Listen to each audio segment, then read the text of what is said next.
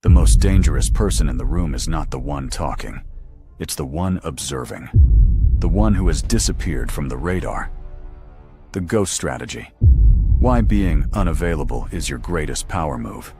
Let me say something that might make you uncomfortable. If everyone knows what you're doing, if everyone has access to you, if everyone understands your next move, you are not powerful. You are predictable.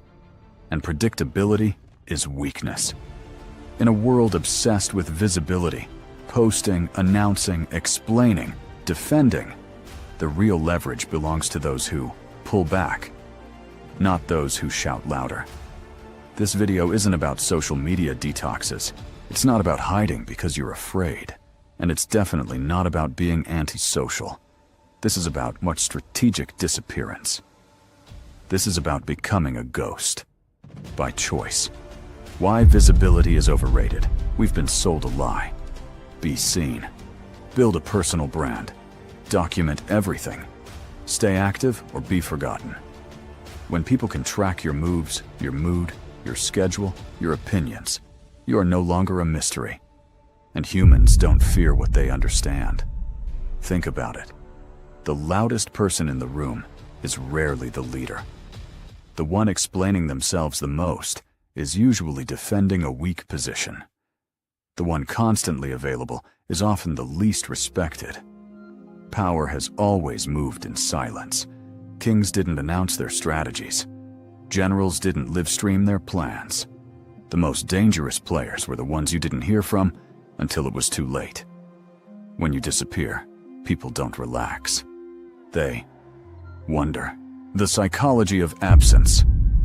Absence does something strange to the human mind. When something is always there, we stop valuing it. When something disappears, we obsess over it. Silence creates gravity. When you stop explaining yourself, people start filling in the blanks, and they almost always assume something bigger than reality. This is not manipulation. This is human nature. Think of the person who suddenly stopped replying, the friend who vanished, the creator who went quiet. You didn't forget them. You felt the vacuum. And here's the key. Attention flows toward what it cannot fully access. When you're always available, you train people to treat you casually. When access to you becomes limited, every interaction carries weight. Being a ghost isn't about disappearing forever. It's about controlling access. The difference between hiding and strategic silence. Let's make one thing clear. There's a massive difference between being invisible because you're scared and being invisible because you're working. Weak disappearance is avoidance. Powerful disappearance is preparation. The ghost strategy is not about running away from the world. It's about stepping back long enough to build something undeniable. You go quiet when you're rebuilding, you're learning, you're sharpening, you're planning, you're becoming someone new. And when you return, you don't explain where you've been. You let the results speak. That's the difference. Why explanations kill aura. Here's a brutal truth. The more you explain yourself, the less powerful you sound. Explanations signal insecurity. Silence signals certainty. Notice how high-status people speak. Short sentences, few words, long pauses. They don't rush to clarify. They don't rush to defend. They don't rush to respond. When you're always available, always replying, always clarifying, you tell the world, I need you to understand me. But when you go quiet, you tell the world, I don't need validation. And that changes the entire dynamic. People lean in. The ghost strategy in social dynamics. Let's talk about social power. When you're constantly present, people take you for granted. When you're occasionally absent, people notice. This applies to friendships, dating, work environments, creative spaces, leadership. The person who doesn't always show up suddenly becomes the one everyone watches. Why? Because unpredictability commands attention. Now, this is important. Being a ghost does not mean being cold, rude, or arrogant. When you do show up, you're fully present. You speak less. You listen more. You leave earlier. You don't linger. You don't overshare. You don't chase reactions. You exit while the energy is still high. That's how presence becomes memorable. Digital ghosting, the modern power move. We live in an age where everyone is reachable. Read receipts, online statuses, notifications, instant replies. And because of that, response time has become currency. Here's the truth most people won't accept. Immediate access lowers perceived value. When you don't respond right away, you're not playing games. You're signaling that your time is occupied by something that matters. The ghost strategy in the digital world looks like this. You don't post your every move. You don't react to everything. You don't explain silence. You don't stay in endless conversations. You let people wonder. And wondering creates respect. The power of being underestimated. One of the greatest advantages of being a ghost? People underestimate you.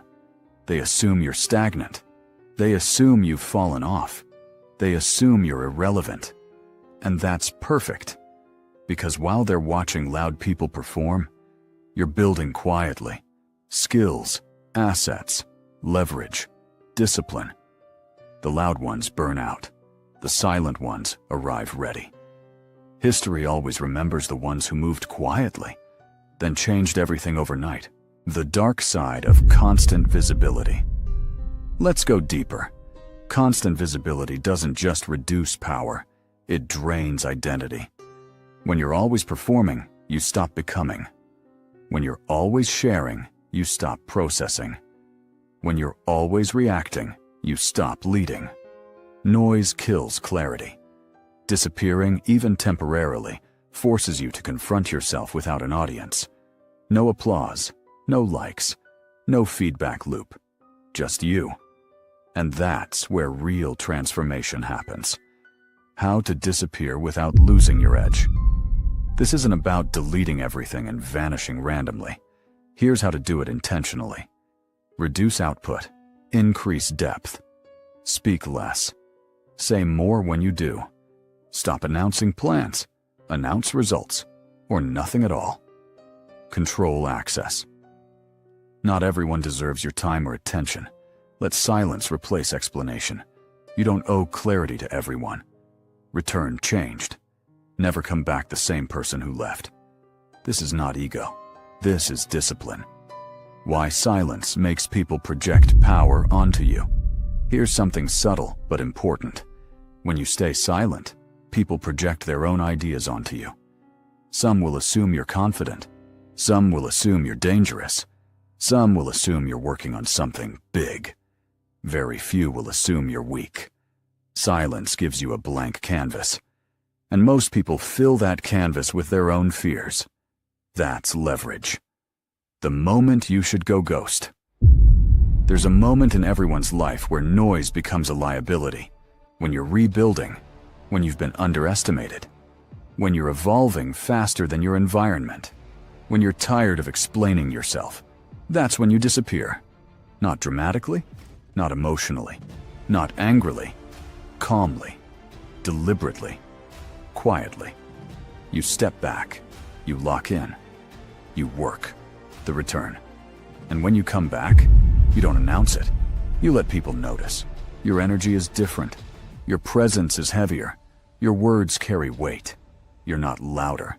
You're sharper. And that's when people realize you didn't disappear because you were lost. You disappeared because you were becoming something. Let me leave you with this. In a world addicted to noise, silence is rebellion. In a world addicted to access, absence is power. In a world addicted to explanation, mystery is dominance. You don't need to be seen to be dangerous. Sometimes, the strongest move is to vanish. If this resonated with you, don't rush to comment. Sit with it. And when you're ready, go ghost.